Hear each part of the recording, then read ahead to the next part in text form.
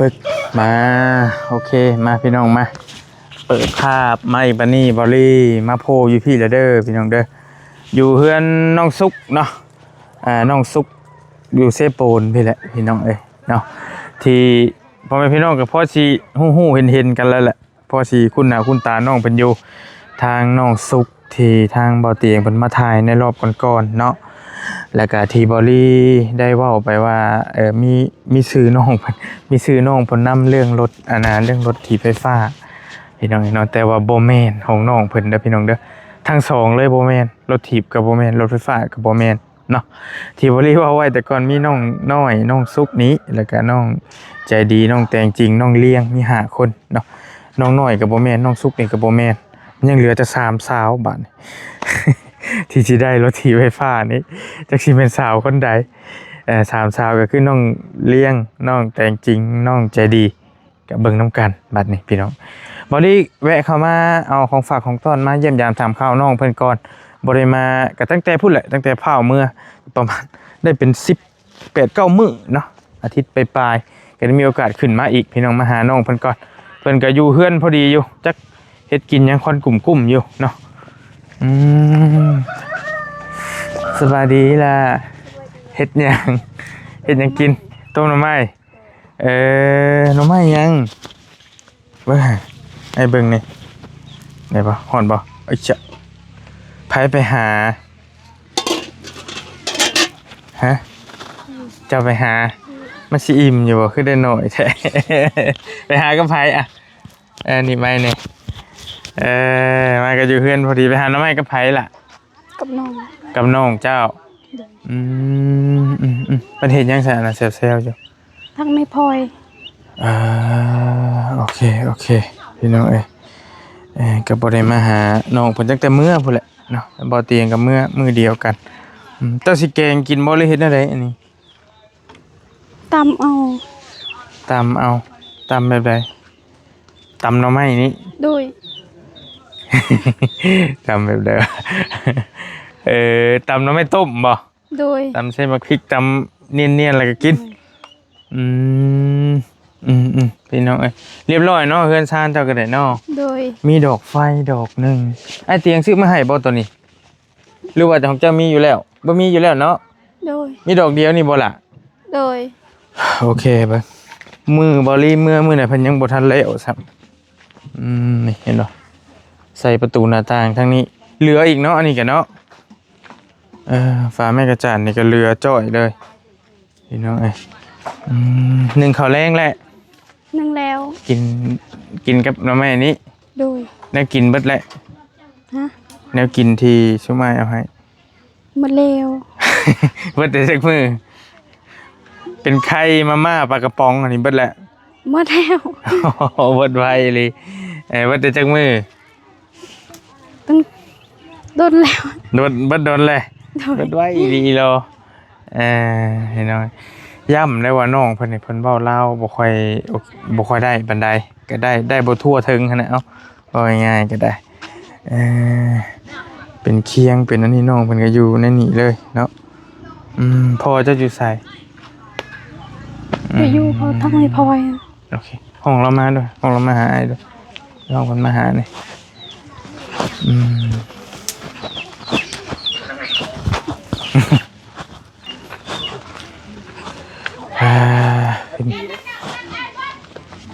สบายดีพากันเฮ็ดยังไงน่ะทักพ่อยทักไม่พ่อยพี่พากันหน้าพี่ก็ได้เนาะ2คนจะมานั่งโฮมพี่ก็ได้นั่งได้บ่อยู่นี่อยู่โฮมฮะไอ้คุยน้ำหน่อยนึงไปละงั้นไปโฮมพุ่นก็ได้จนว่าฮอดได้บ่โฮมพุ่นตัวนี้เฮือนไผตัวนี้เฮือนเก่าเนาะอันนี้เนาะนั่งน้ำพอตัวนี้ก็ได้ละขออนุญาตแป๊บนึงมาคุยน้ำก่อนแวะมาเยี่ยมข้าก็ขึ้นมาแต่บ้านก็เลยแวะมาเยี่ยมก่อนสินะคืออันน่ะคือไอ้ว่าน้ำเจ้าตอนนั้นเลยได้ละไอ้เหลือเงินซอยชุ่มเจ้าหัน4 ล้านเด้อไอ้ก็ยังเก็บไปอยู่น้ำเฮานี่ยังมีอยู่แล้วเฮาก็ได้ถามน้องเพิ่นคร่าวๆแล้วมื้อไหนก็ฟ้าวนี่แล้วเฮาอยากถามอ้าย ทั้งพ่อน้ำตื้มหั่นแหละว่าเงินส่วนนี้อ้ายอยากให้เฮาซอยเจ้าแบบใด คนจะได้เกิดอยู่นั่นแหละ อยากได้เคลื่อนให้มันดีกว่านี้แน่เนาะก็ง่ายๆก็ได้ บ่มี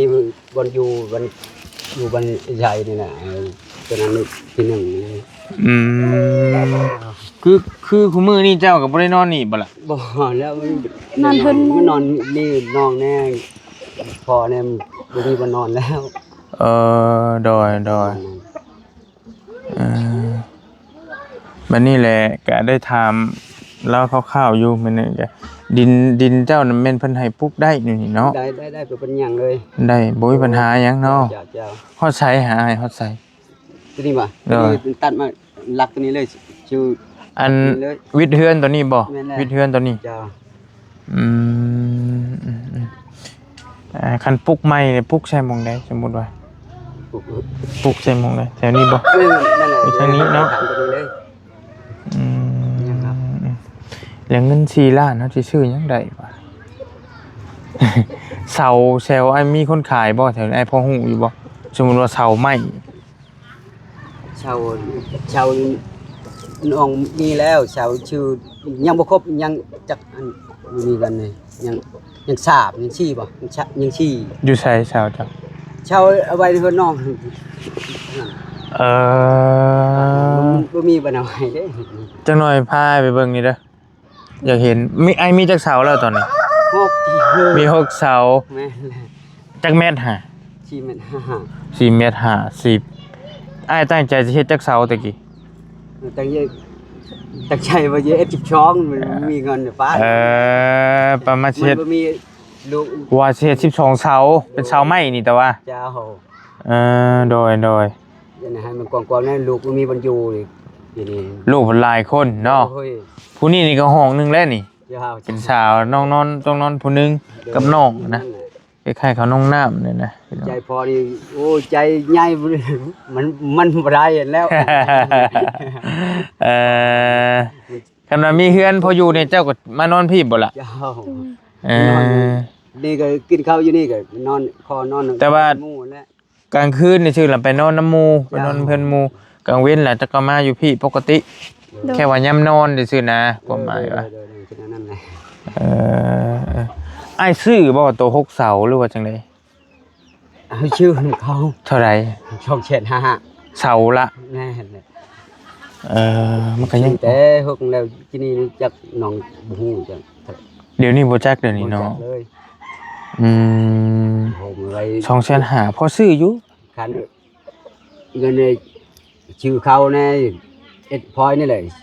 เอาไปขายก็ชื่อเขาจงเอาชื่อเขานี่จงชื่อชาวโหดแน่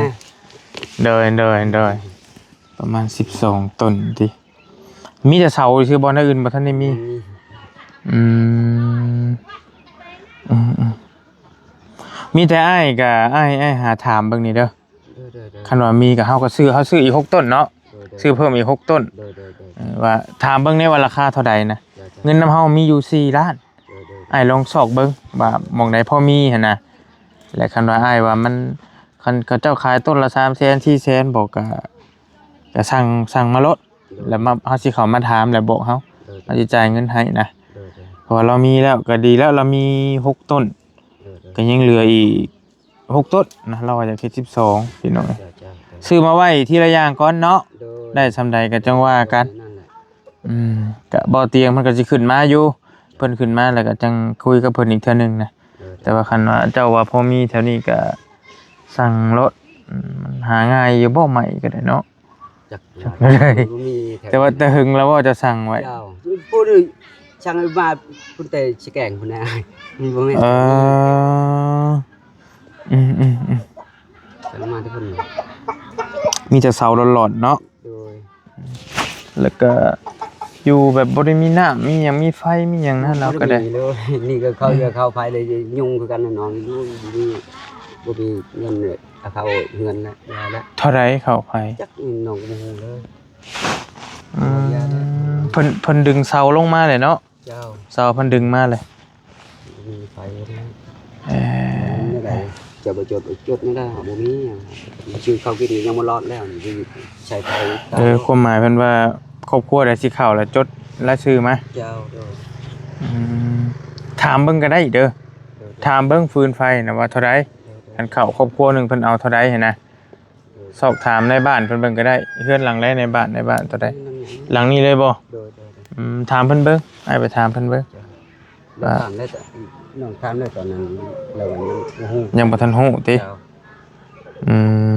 มโอเคแล้วอยากฮู้ประมาณนั้นแหละมีแต่อ้ายหาเสามาก่อนก็ได้เด้อกับพื้นไฟก็อ้ายถามเบิ่งว่าเท่าใดเพื่อซอยได้ก็ซอยกันดึงลงมาก่อนสมมุติเวลาเฮาเฮ็ดเฮือนเฮ็ดซ่านต่อไปมันก็ง่ายเด้กบไม้กบตอกตัดไม้ตัดตอกใช้ไฟมันก็ง่าย เจ้า อันนะคันว่าดำบ่เพลงดำล้านดำใดนี่ก็พอดึงอยู่พอดึงลงอยู่นะลองถามเบิ่งประมาณนั้นแหละอ้ายรบกวนซำนั้นแหละ ที่ช่วงนั้นที่ของเป็นคนแล้วก็กลัวตอนนั้นเห็นแล้วบ่ได้ยาแล้วใครไม่ได้ แต่ลองถามเบิ่งอยู่มืดเลย คันว่าเพลงหลายแล้วโยมอยู่มืดเอา เจ้าบ่มีดี บ่เป็นหยังลองถามเบิ่งแถวนี้ก็ยังบ่ทันมีไผเข้าเนาะ บ่มียัง เพิ่นน้องน้อยก็ยังบ่ล่ะ ยัง เพิ่นหาก็เอามานะนี่ไฟนี่เนาะ เจ้าเขาเยอะเขาได้แล้วเขา ก็บะเราน้ำในก็บ่มีน้ำอยู่กินน้ำเซนะ โดย อยู่น้ำเซเพิ่นตาเพิ่นว่าประมาณนั้นแหละเด่นน้องน้อยพาไปเบิ่งเจ้าจักอยู่ลำหมกเสานะ อยู่หม้องไหน นอนให้ หรือไปน้ำกันก็ได้ไปน้ำพอก็พอเจ้าก็ได้ไปย่างไปน้ำกันไป พูดเลยพูดน้องสายทุนแต่ อยู่หม่องไหน จะพูดละ บ่แม่นตัวนี้บ่เอาย่าซะบ่เป็นหยังนึกว่าตัวนี้บ่แม่นติปะพูดเล็กแกมาพูดกับเอาไว้ในหันเด้อบ่มีวันเอาไว้เด้ คันไกลระยะนึกว่าใกล้ๆเลยอยากเห็นนะแต่ว่ายังดีอยู่แม่นบ่อ้าย เจ้ายังดีอยู่ ยังชอบดีอยู่มันไปมาพี่ก็มีบ่เนาะเอาไว้คือกันรถเข้าจอดตะกุดอย่าเอาโอเคบ่เป็นหยังมีแต่หาเพิ่มให้แล้วเด้ออ้ายเด้อหาเพิ่มอีก6ต้นเจ้าจังว่ากันไปเลยเราสิเฮ็ดอยู่ระหว่างนี้นะตามเราว่าเซ็กมานี่ก็แม่นดินแล้วเนาะริมทางนี่เด้อ บัวนี่ก็แม่น ตัวนี้ก็แม่นบ่ เจ้า สวนเจ้าเองบ่ล่ะ เจ้าบัวน้องชายเราก็โอเคนี่น้อยอ้อมมานี่นะพอดีปลูกเพื่อนได้อยู่ เจ้าปลูกเพื่อนได้หลังนึงตัวนี้9ต้นตัวนี้เนาะ เจ้า เอาอยู่ซำนี้ไปก่อนนี่ก็โอเคแหละฟันดีอยู่บ่ เจ้าจำนี้ก็โอ้ยน้องก็ดีใจคือกันนะ ฟันเห็นเลขเห็นเบอร์อยู่บ่ โอ้ยบ่ได้ทุกข์นะ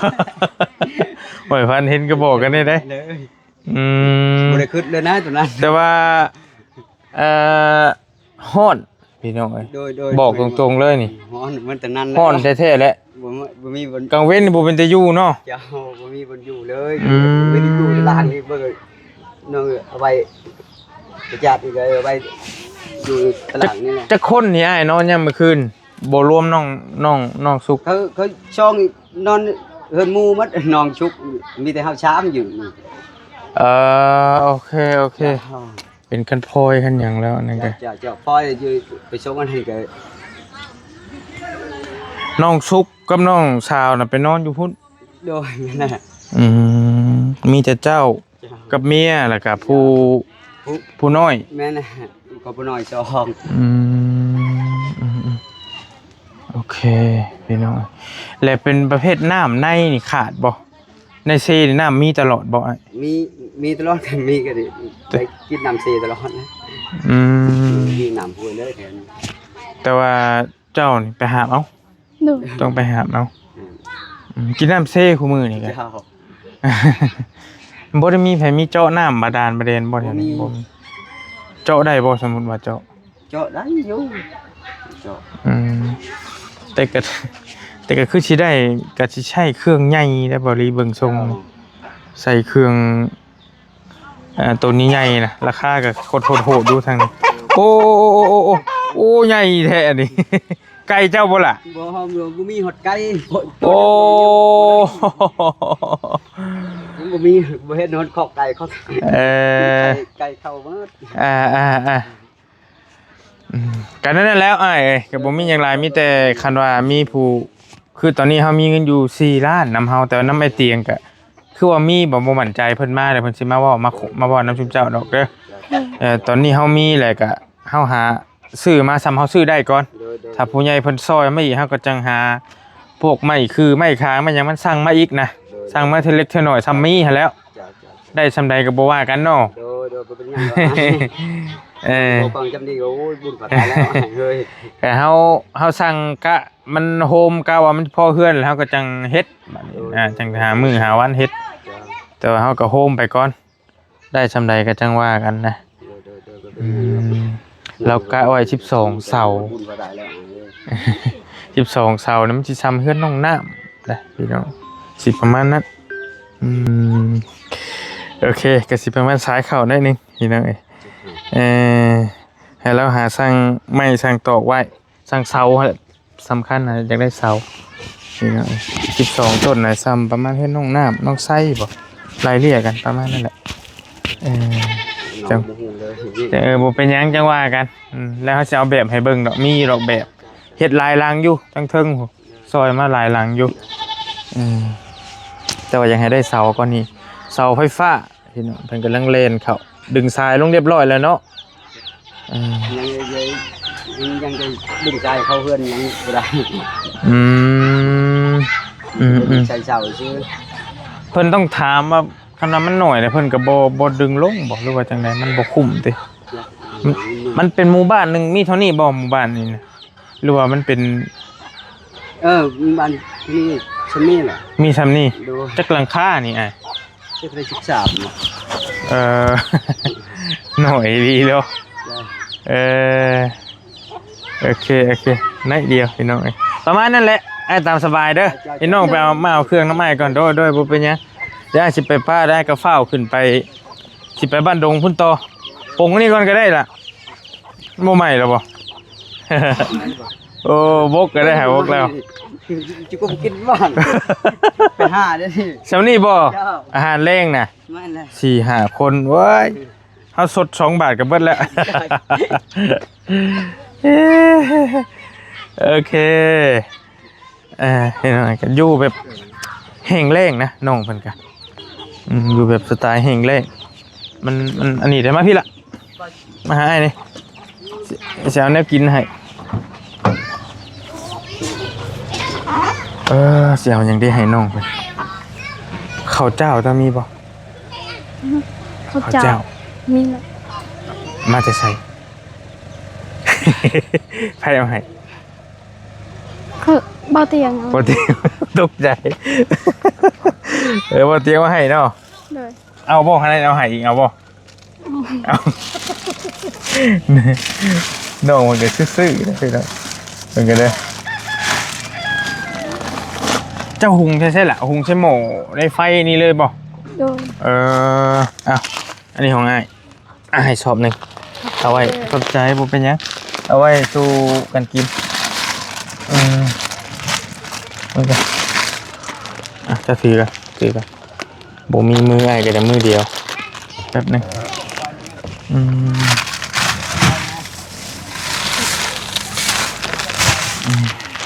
โอเคว่าก่อนก็ได้อันนี้มีแล้วล่ะมันอยู่กระจายกันอยู่คนละหม่อง โอเคเอาไปปั่นกันกินโอเคขอบใจได้หลายไปเอาไปกินก่อนแบ่งสู่น้องกินเป็นอะไรก็จะขึ้นจุ๊เป็นชีวิตของน้องๆเพิ่นพากันเฮ็ดอยู่เฮ็ดกินอยู่นั่นนี่เลยฟันกลุ่มเป็นยังกดรถซุบซับโอ้เอา อันนั้นเป็นประเภทคันพลอยเพิ่นเนาะ โดย แล้วก็ไปใช้อันนั้นอีกต่างหากบ่ล่ะ โดย นั่นจะใช้ด้ามอีกเจ้าก็เฮ็ดเป็นบ่ เป็น ผู้นี้ก็เฮ็ดเป็นคือกันยามได้สิได้ใช้ บ่กัน อันลายก่อน อ จังก็จะได้ใส่ดำตรงไปทางเลย โอเคมีวิชาแบบปะที่นี่แล้ว การพลอยเราอันนี้นี่คือเบาเตียงมาซ่อมแซมให้อยู่ในสัวข้าวก่อนพี่น้องฮ้อนบ่ ฮอน เบิ่งไงขอโทษฮ้อนบ่ได้เฮ้ยภาษาเราเทิง โปะ ฮะ โปะ โปโปหนาวแล้วสะแงดเนาะ โดย สะแงดคันยามหนาวพออยู่พี่น้องเอ้ยยามคืนก็ฮ้อนบ่ได้น้อยเนาะนี่เนาะ เจ้าเนี่ย อ๋อ ก็คือน้ำหมอกตกพุ่นอย่าง คันน้ำหมอกโตก็เย็นแน่อยู่ โดย แต่ก็ยังใครกว่ามันตอนมาใหม่ๆอยู่อึ้งปึงอยู่นะพี่น้องเอ้ยใครอยู่ดอกเดี๋ยวป้าลงมาลุมกันล่ะอาจสิไปป้าก่อนเดี๋ยวสิมาหาไม้ไปเลยฮึบนางอันนั้นมาเฮือนน่ะบ่เอาหน่อย หน่อยยัง เพิ่นไปใช้คืนนั้นมาเด้ยาเราบ่เป็นหยังเราไปเฮียนบ่วันหยังเหมือนว้าววันอาทิตย์ไปย่าแล้วไปป้าก่อนเด้ออยู่ดีมีแฮงเด้อเด้อเด้ออ้ายเด้อ เจ้าไปหลอดปลอดภัยเด้อ โดยเดี๋ยวสิมาหาใหม่เอาไม้ให้นี่ โอเคเอาตามสบายเด้อเจ้าอย่าลืมหาเสาให้แล้วคือเขาบอกจะถามมึงนี่โอเคไปพี่น้องเอ้ยมาหาทางน้องเพิ่นมาเบิ่งสถานที่เราก็ได้อยู่นี่แหละตามหัวซอกไปหันเซ็กไปอ้อมไปทางหลังหันนี่ก็แม่นเราแล้วก็มองโดยมองที่เฮ็ดเฮือนเราอยู่ในนี้แต่เราหาก็มีแต่เสานะตอนนี้มีแต่เสา6 ต้นแต่ว่าทางบริเองก็มีทางเงินของอ้ายใจดีเพิ่นฝากไว้ในรอบก่อนนั่นแหละบริยังเหลืออยู่4 ล้านก็แจ้งน้องเพิ่นไปแล้วแหละมีแต่สิเฮาซอยซ้ำใดได้ก็ซอยซ้ำนั้นก่อนเนาะพี่น้องเนาะหาไม้หาหยังมาได้ก็มันโฮมมันพอแล้วก็จังว่ามาเฮ็ดให้น้องเพิ่นเพราะว่าน้องสุกนี่ก็เป็นเคสใหม่ป้ายแดงที่พ่อแม่พี่น้องกำลังให้ความสนใจกันค่อนข้างหลายทางช่องบอลี่บอเตียงแรกๆบอเตียงมาถ่ายแล้วก็บอลี่มาสัมภาษณ์นำเนาะเอาอยู่ดีมีแห้งติดตามน้องเพิ่นในตอนต่อไปบอลี่ขอตัวเดินทางก่อนสิขึ้นไปทางเทิงพุ่นต่อยามค่ำบ๊ายบายพี่น้อง